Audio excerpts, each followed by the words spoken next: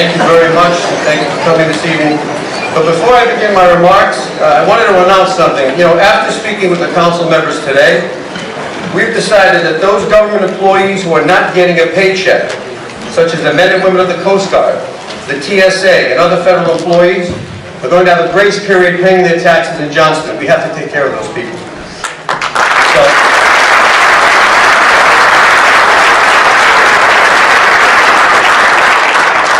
So we will allow them to hold off paying their taxes, obviously, until both sides end the nonsense, and I do mean nonsense. There will be no penalties for the third quarter payment, and if we have to, and the government is still not open, we'll honor them, obviously the fourth quarter payment. These special people, we need to worry about them. They need to worry about putting food on their table and paying their mortgage and rent. I hope that the utility companies extend the same grace period, especially National Grid, my friends at National Grid. Many of these federal employees are still on the job, keeping all of us safe, and of course they're not bringing home a paycheck. So to those Johnston residents, we will have your back, and we will take care of you. That being said, I want to welcome a few people that are here to speak.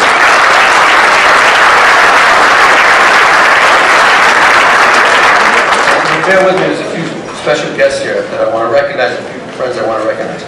I want to recognize two people from the Rhode Island State Association of Firefighters. That's Joe Andrew and Paul Valletta. Thank you guys for coming. I appreciate you guys being here. Thank you so much. Michael Rosie from the IBPO, the Johnston Police Office, Local 307. Michael, thank you for being here. Former Mayor Scott Abadiji, who's in charge of Ripter, and Scott said to me today to tell the people who are 100 years old and older here tonight, they'll get a free lifetime pass. Also, Michael Blazes, Senior Vice President, Special Counsel for Energy LLC. Thank you for being here. Nick Campanella from Sunrise Pacific Power. Keith Kelsey, the President of Local 1950 International Association of Firefighters. Anthony Corsinetti from Hartford Paving. Mark DiPasquale and John McCauley from Green Development. Michelle DiPetrillo, President of Council 94. Actually, she under 94, she's President of Local 1491 and 1491A. Dennis Dupree from Dupree Engineering. Karen Hazard, Business Manager of Laborers International Local 808. Ray Ivers, the CEO of Broad Rock Renewables. Of course, where would I be without my friend Mike Knepper from Citizens Bank? Michael, thank you for being here. Ralph Palumbo from Some of the Skies Renewable. Former Johnston Deputy Chief and currently Cranston's Director of Administration, Dan Carrillo. My dear friend, who I consider a brother, Michael Sabatoni from the Rhode Island Trade Union Labor.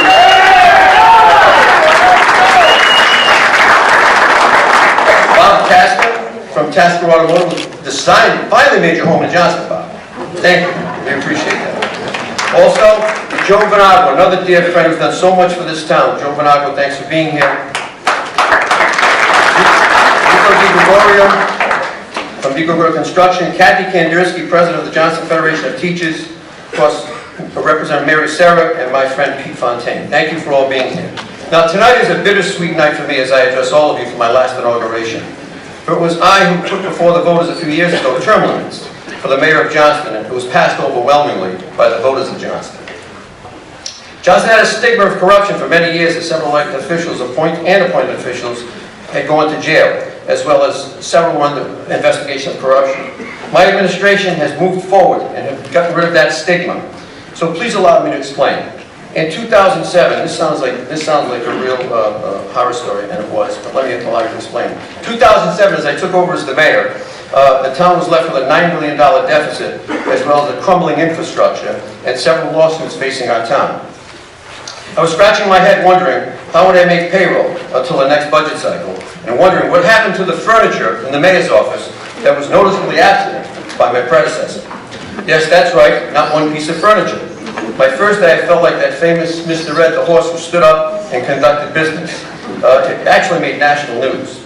It was interesting as several groups came to meet the new mayor, as I was sitting in my office, asking for new things like new fire stations, new libraries, new soccer fields, new police cars, and we really needed those things. There was one problem. There was no money to grant any of their wishes. How do I keep the lights on? That's what I was concerned with. After meeting with my new team that I put together, we did devise a plan. The Auditor General was not welcomed by my predecessor. So for about a year, he never came into the town, the Auditor General. So when I arrived, I was told, by the way, you've got 4 years to pay off this deficit. Normally it's 5, but your previous administration has been working to keep us up. My administration rolled up our sleeves, and today that hard work has paid off. We have accomplished so much in this great town. But before I go there, I want to remind everybody that we had a very difficult zoning and planning board. I'm sure many people in the audience would know that they were just anti-business, and I knew that was important. We had to be pro-business to take the burden off the taxpayers. They were all replaced, the zoning and planning board, with business-minded, articulate members. They were appointed, and of course they exceeded my expectations. We've now become a mecca for new businesses, creating jobs, stabilizing taxes, and we've become a green energy mecca of our state with several solar farms and more to come, as well as wind turbines, and now we even have a new company coming in that will get medical waste and turn it into energy and not put it in the landfill. We are really reducing our carbon footprint for our future generations. By the way, with all of the new green energy programs, we secured, myself and the council secured, $525,000 in scholarships for our high school seniors over the next 20 to 25 years. And that's an excellent program. It'll go a long way with so many Johnston students. We've worked to ensure that we have the very best, and I do mean the best, when it comes to fire and EMS service. The latest state-of-the-art equipment, pre-hospital care equipment, and of course our fire trucks, ladder trucks, and of course rescue vehicles. Our police department has come nationally accredited under the leadership of Chief Tamburini and Deputy Chief Raza, as well as all of the men and women of our police department. To include a facelift to fire headquarters, obviously we built a new fire station. We did a facelift to our police headquarters, totally remodeling all of the buildings. My administration has continually received local businesses to help and assist making Johnston a better place to live, work, and play, saving the taxpayers thousands upon thousands of dollars.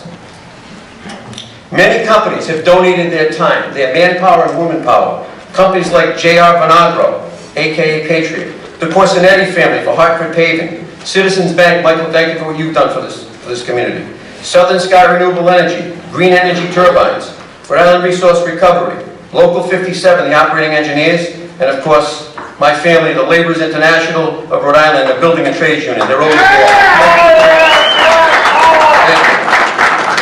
And of course, with the Building and Trades, we've got our own Johnston, Michael Sabatone. Mike's been a good friend. Like to welcome him. Thank you so much. These companies have donated a lot of hours and a lot of equipment. These groups have partnered with our administration and town council to help ease the burden on the taxpayers. When I took office in 2007, I mentioned we had a huge deficit, but we had a severely failing infrastructure with drains going nowhere. I know Ani Vecchio on my DPW can understand that. Of course, developments were built on swamps and wetlands. Instead of resurfacing roads, they were really doing people's driveways for boats. It was unbelievable. I would be remiss if I didn't mention my Super Bowl team. That is the 4 council members who have worked so very hard, not only for their districts, but the entire town. Council members Richard Delfino, David Santilli, Robert Russo, and Robert Savetti. They're all here tonight. Let's give them a round.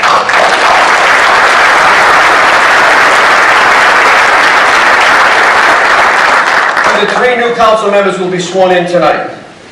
There will be times when we disagree on issues and we'll debate the issues. Let me say that debate is healthy for democracy. And whatever our differences may be, we will agree on one thing: we must do what's best for the majority of the taxpayers and citizens of our great town. We'll work together to ensure that Johnston remains the best community, as I say, to live, work, and play. To the new council members, you've been given a very special privilege. That is, you've been trusted and you've been chosen by those who voted for you. Please never forget that. Always listen to your constituents and try and make a difference in their lives. They've given you a sacred item. That is their vote. The Johnston School Committee members past and future, I look forward to working with all of you, ensuring that our children get the best education possible. Let me say this. My unwavering support for public schools. I believe in the public school system, and I believe in the Johnston school system. And of course, I want to thank Kathy Kandersky, who's here tonight. Kathy, thank you for your leadership with the teachers. I really appreciate that. Now, let me just tell you a fraction of the things that we've done. We have a total of $1.3 billion in new investment, to include a new FM Global, the Northwoods Office Pump, A. Dewey Pile, FedEx, Broad Run, the rebirth of the old Stewart's Plaza. You can drive by and see what's there. The new Tasker Automotive, Ocean State Job Lot, which my wife likes a lot. Starbucks. Starbucks is the one who feeds the turkey. They throw muffins out the drive-thru. And Smash Burgers, who throws French fries out. Jersey Mike's, TD Bank, Pizzeria Romano, Trattoria Romano. Several new CVS drugstores, 2 Walgreens drugstores, and Uncle Tony's Restaurant. That's just to mention a few. That's just to name a few. Town infrastructure improvements. We have a new state-of-the-art library, a new courthouse, a new school facilities building at no cost to the taxpayers. A new parking lot for school buses at no cost to the taxpayers. A new fire station on Hartford Avenue. New access to Town Hall with obviously a handicap ramp to make it accessible for people with disabilities, no cost to the taxpayers. New flagpoles in front of Town Hall, no cost to the taxpayers. A new high school sports facility, no cost to the taxpayers. A new indoor sports facility, no cost to the taxpayers. I probably shouldn't be saying this because the General Assembly's going to say we don't need any money. New LED lighting for all town buildings, a new heating system for town buildings. New refurbished baseball fields, a dog park, and of course, new fire trucks at no cost to the taxpayers. Thank Mike Knippen for those permit fees. They went a long way. Of course, a new fire department ladder truck, no cost to the taxpayers, new rescue vehicles, and of course, thanks to our federal delegation, Senators Reid, Whitehouse, Representative Langevin, and Cicilline, a new senior van. Also, new state-of-the-art advanced life support equipment for our EMS personnel. By the way, let's give a round of applause to the firefighters and police over there.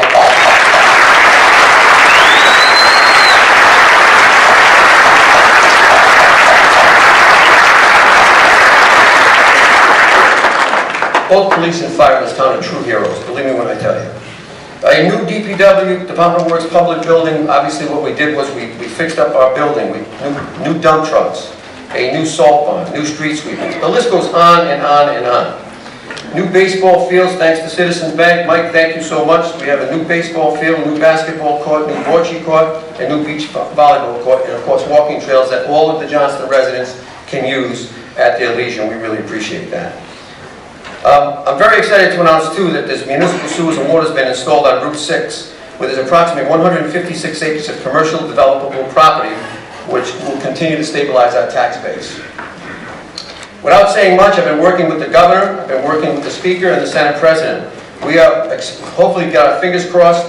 We're looking at a major company to come to the town, to come to Rhode Island, to come to the town of Johnston. We'll keep our fingers crossed and we'll keep saying our Hail Marys that it happens. We continue to do more with less in this town. We've lost about 25 town employees due to attrition. We have fixed the town and police pension funds without raising taxes and are fully funding our obligation through our FIP, our Financial Improvement Plan. My administration continues to make Johnston the best place to live, work, and play, and our economic development program has created hundreds of jobs. With approximately 175 miles of road to maintain, we have paved over 200 streets in our town, close to 200 streets in our town. We'll continue to find ways to save your tax dollars and continue to improve town services.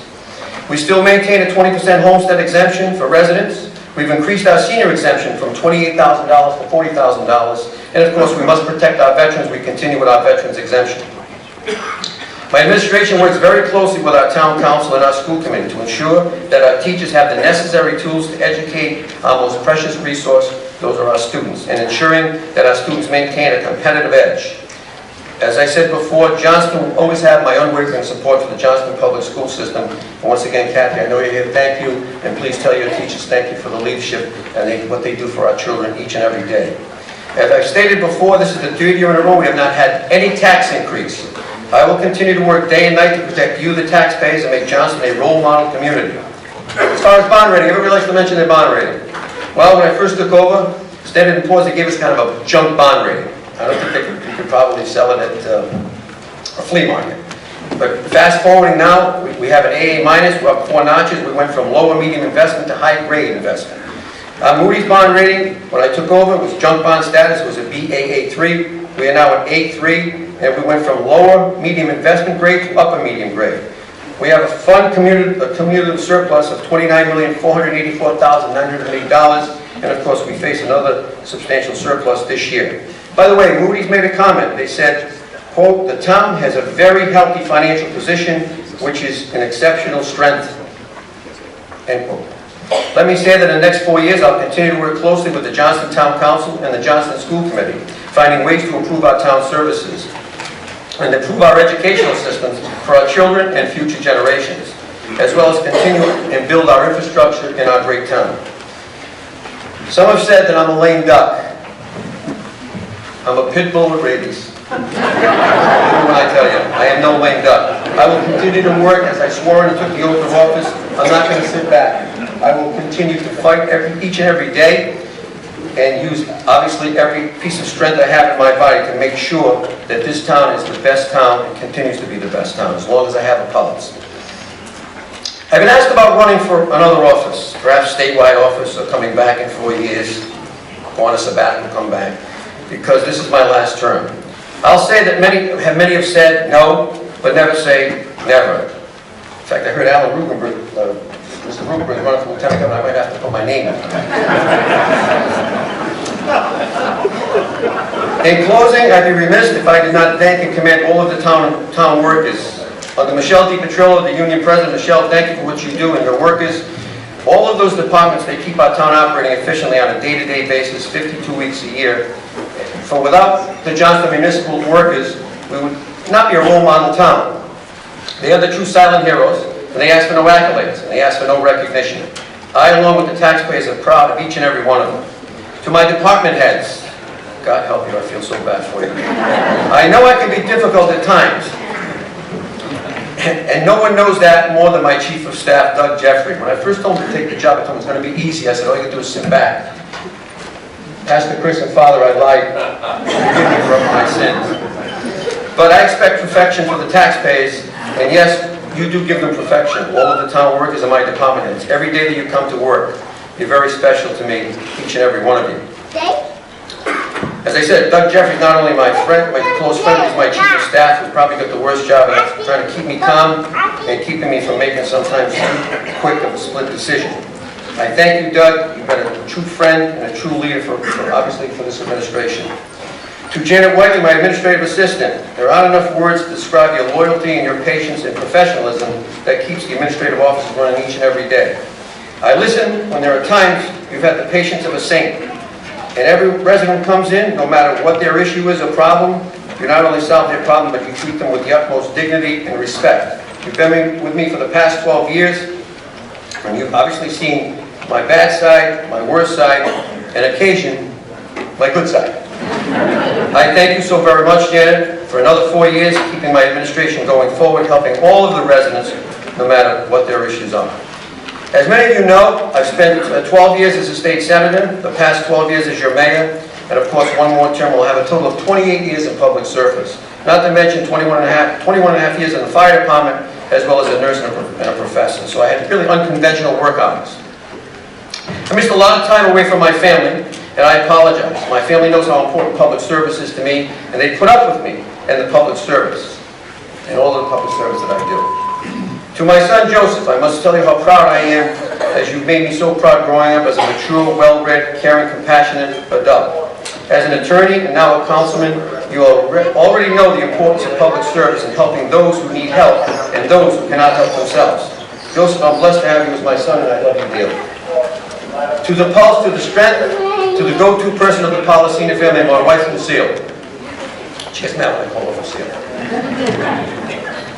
I call her Lucia, that's a real name, she'd be really upset. She's put up with my 24 years of public service and also my non-traditional work week as a firefighter, assistant professor, a nurse, and senator and mayor. I would not have been able to do everything that I do and what I've accomplished without your support and without your running things at home. She often reminds me when I try to tell her to do something at home, she says, "You're not the mayor here." As elected officials, we all know on this stage that public service takes a toll on our families. We know we've signed up what we've signed up for, and our families are not and never part of the deal. But they stick by us and continue to love us and respect us for the job that we've chosen that we truly love. My wife puts up with a lot of phone calls, meeting people as she shops, and she's learned more about potholes and roads that need to be done drainage issues with drains that go nowhere, and of course, street lights that need bulbs. And of course, the hottest skating spots in the town. But she, you know, she'll complain about my street, and I'll tell her, call your councilman, Bob Savetti. She'll do that. But my wife does patiently listen to their complaints and writes them on a note and gives them to me. So Lou, I could never thank you enough for those 24 years of public service, and more importantly, 39 years of marriage. How did you do it?